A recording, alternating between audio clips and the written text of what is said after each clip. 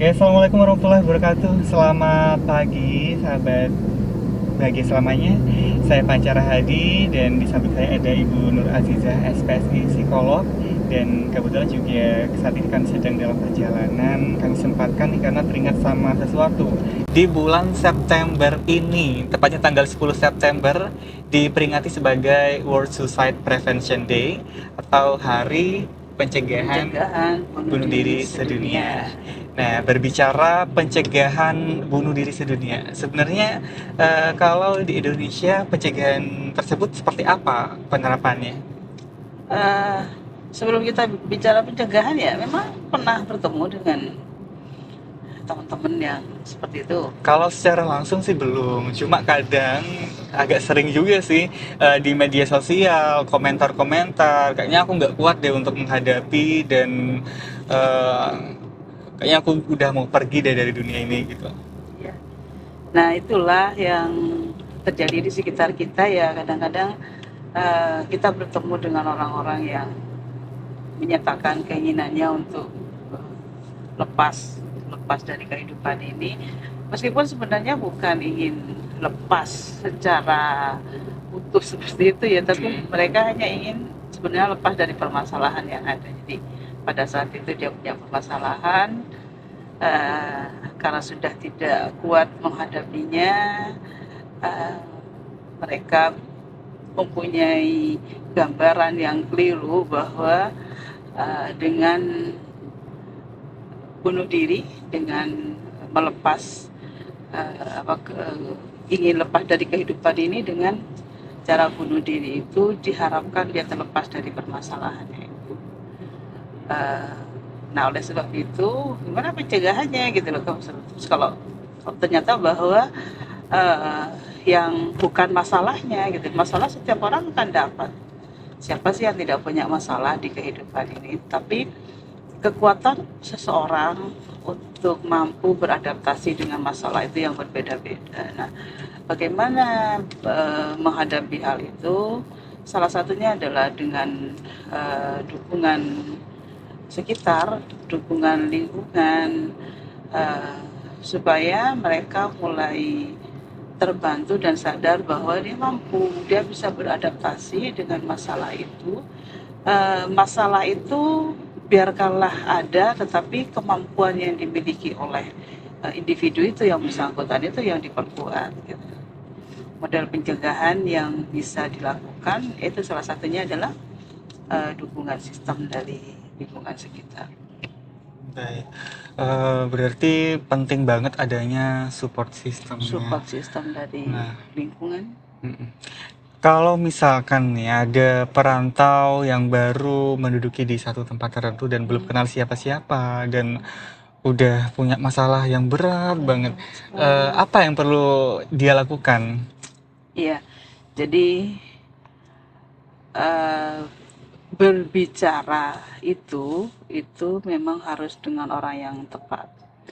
Uh, dari sisi orang yang tepatnya ya, tetapi bagaimanapun juga dari yang bersangkutan itu memang butuh untuk berbicara, mengemukakan permasalahan yang dia miliki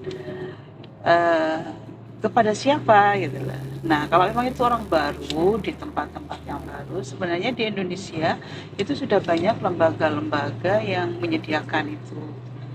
Jadi salah satunya kalau program yang secara nasional itu di setiap kabupaten di Indonesia ini ada yang namanya Puspaga. Di Puspaga itu layanannya dilakukan oleh para profesional sehingga mereka bisa menggunakan layanan itu. Di setiap kabupaten itu ada. Oke, kemudian soal penyebab dari memutuskan untuk akhirnya mengakhiri hidupnya itu biasanya apa itu, Bu? Penyebabnya sangat bervariasi. Jadi sangat tergantung kepada uh, individu yang bersangkutan. Ada yang karena permasalahan dengan orang tua saja, jadi waktu kecil orang tua tidak bisa memahami keinginan anaknya, orang tuanya berpikir bahwa saya sudah menyiapkan secara finansial, secara fisik gitu, tetapi ternyata anaknya tidak ingin itu gitu. Anaknya ingin bahwa saya tidak ingin uang gitu loh ya, tidak ingin pelayanan secara fisik, tapi perhatian yang saya butuhkan. Nah, hal-hal yang semacam itu pun kadang-kadang cukup menyita energi yang bersangkutan, individu yang bersangkutan itu, sehingga tuntutan-tuntutan untuk bisa mendapatkan hal itu dan tidak terpenuhi itu cukup membuat dia ingin mengakhiri kehidupan. Ada yang seperti itu. Jadi model masalah itu sebenarnya tidak bisa disepelekan. Jadi jangan kita menganggap bahwa hanya seperti itu aja gitu, enggak demikian. Jadi setiap orang mempunyai jenis-jenis masalah dan cara-cara menghadapinya yang berbeda. Nah, yang dibutuhkan sekali itu adalah kemampuan untuk bisa beradaptasi dengan masalah itu. Satu orang dengan orang yang lain kan beda. Ada juga yang permasalahan dengan teman. Jadi teman akrab, tapi ternyata tahu-tahu pisah gitu ya. Itu cukup menyita energi juga, cukup memerlukan energi untuk bisa beradaptasi dengan keadaan yang seperti itu. Banyak sekali gitu loh yang. Jadi tidak bisa bahwa ini loh satu-satunya yang jadi penyebabnya gitu loh, tidak. Kemudian kalau misalkan ada teman kita yang bercerita kepada kita, dan kadang kita kan juga kamu masih mending lah aku. Nah, itu bukan pendengar yang baik atau gimana tuh? Iya, sebenarnya pada saat ada cerita tentang masalahnya yang bersangkutan gitu ya, memang diharapkan ada telinga yang siap untuk mendengar gitu lah, ada perhatian bahwa saya bercerita dan didengarkan. Hanya saja kadang-kadang sebagian dari kita itu pas saling memberikan argumen bahwa masalahku malahan lebih berat dari masalahmu gitu kan. Ada sebagian orang yang itu cukup membantu, ada membantu gitu, bahwa ternyata masalahku tidak berat. Tetapi kalau itu lebih banyak diceritakan daripada yang menyampaikan, jadi kadang-kadang kan curhatnya jadi kebalik gitu loh ya. Itu yang bukan pendengar yang baik. Pendengar yang baik itu berikan dulu waktu kepada teman, kepada yang mau cerita itu apa sih konten yang ingin diceritakan gitu ya. Baru nanti kalau memang ingin juga berbagi ya silahkan juga berbagi seperti itu. Pokoknya menjadi pendengar yang baik itu kalau kita bertemu dengan orang yang bisa menjadi pendengar yang baik, bersyukurlah, alhamdulillah gitu. Karena memang itu sebagian permasalahan kita itu akan hilang hanya karena kita bertemu dengan seorang pendengar yang baik, yang hanya dengan 1-2 patah katanya saja itu sudah bisa mewakili atau meredakan ya permasalahan yang dia miliki. Maksudnya mewakili itu begini, saya memang mengharapkan perkataan yang seperti itu gitu loh, bukan menghakimi, tapi juga bukan membiarkan permasalahan itu terus menggerogoti diri.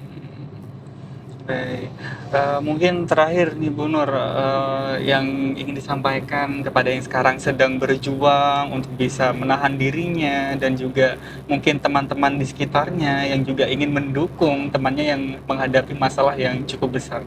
Ya, jadi bagi teman-teman yang sekarang sedang berjuang untuk beradaptasi dengan masalahnya, perlu diingat, perlu disadari bahwa kalau kita sudah bisa sampai di tahapan ini, berarti kita sudah menjadi orang hebat. tinggal sekarang bagaimana mulai belajar, mulai melangkah supaya kita semakin kuat bisa menghadapi permasalahan yang ada. Itu bagi yang sedang berjuang beradaptasi dengan masalahnya.